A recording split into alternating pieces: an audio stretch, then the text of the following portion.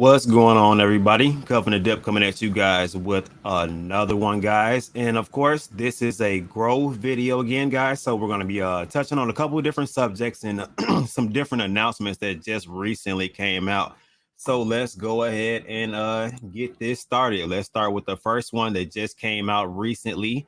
Of course, dropped by John G. So it says, to all our Safe Moon Grovers, we just added an additional 100K in the liquidity pool. So that's pretty cool. And we will keep adding it when possible within the next few weeks. So they're going to keep adding to that liquidity pool. Adding 100K is definitely going to add stability to that liquidity pool. So that is definitely a big thing. And it also says for a healthier and wealthier future. So that is definitely a saying they're trying to adopt. So it definitely has been a rocky road, which is actually being addressed right here on this message. Also, same day from John G. It says, Grovers, the last few days have been a little wild, but we appreciate all those that believe in the future of Grove.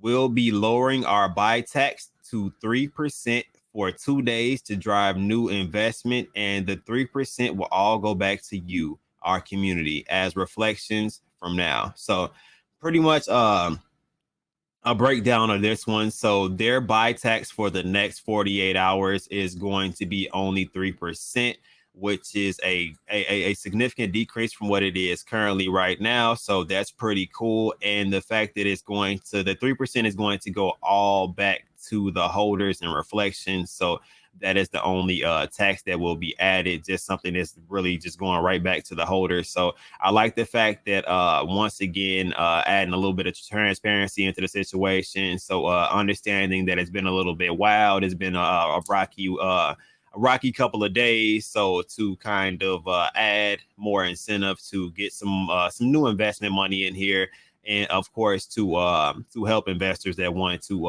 either invest into the token more or whatever situation is. 3% tax is not high, and to know that it goes back to reflections is a pretty cool situation right there.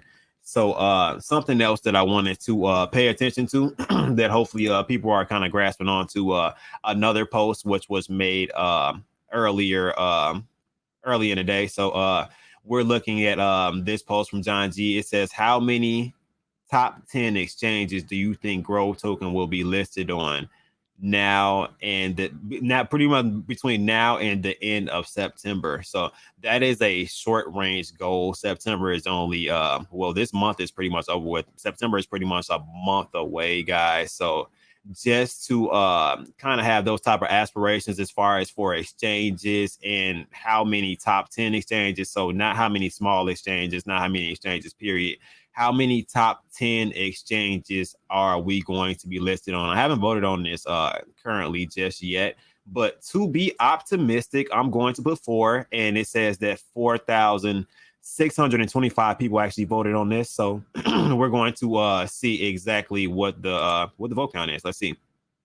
So I just optimistically clicked 4. It says currently right now 1 exchange is about 19% of the people voted for that. 2 exchanges, 16% voted for that. 3 exchanges, 15% voted for that one, and an overwhelming amount voted for 4 exchanges, which is 48.2%. And like I said, I didn't know what that was going to be. So it's just interesting to see that the vast majority seems to be on the more optimistic side, with 4 top 10 exchanges being listed for Grove. I'm in it to see exactly how many we will get listed on. So it will be interesting to kind of take that journey and see where we go from there. So guys, that was the announcements that I wanted to run through, but I also want to touch on the actual charts also. So let's run through these. So as of right now, you guys know that I've had some levels on the BNB and Ethereum chart as of right now. So just some support levels and different levels that I'm looking at currently right now. Let me go ahead and pull this up on a different screen for you guys, just so it's a little bit more visible. Bam, flip me this way. So this is what I'm looking at right here. So it actually is not doing bad at all. Period. It has retraced a little bit, guys. If you pay attention to it, it's still within my DCA buy zone. It did not dip any lower to my second DCA buy zone. So I think that this may be a good range depending on what market conditions we're looking at. So that's not bad at all. Just to tap in, as I told you guys, I'm going to be looking in on these frequently just to see if these lines hold up, if I need to make any adjustments, just so we can stay up to date with the technicals of Grove also. So just looking into things, let's go ahead and look at the Ethereum side of things, as I have mapped out just a little bit more on this side, just so we can get a full perspective of things and kind of what's going on. So this also seems to have found what was a strong resistance level, kind of flipping it to a level of support right here. So as long as this holds up, we're still looking good. I think that retracement happens, and especially in a market like this currently right now, we had a little pump within the market, but that doesn't mean that we won't retrace, guys. So I want to pay attention to that also. We still have some news coming tomorrow. So other than that, like I said, I just wanted to do a couple quick Grove updates. We'll go more into the charts a little bit more in depth later, guys. But I just wanted to give you a little bit of the technicals along with a couple other different things, guys, because I like to look at every aspect of what I'm digging into, guys. So I appreciate you guys for tuning in as usual. You guys keep cuffing that dip. Look for strong support levels, of course. And also remember, guys, that it is beyond crypto. I'm out of here.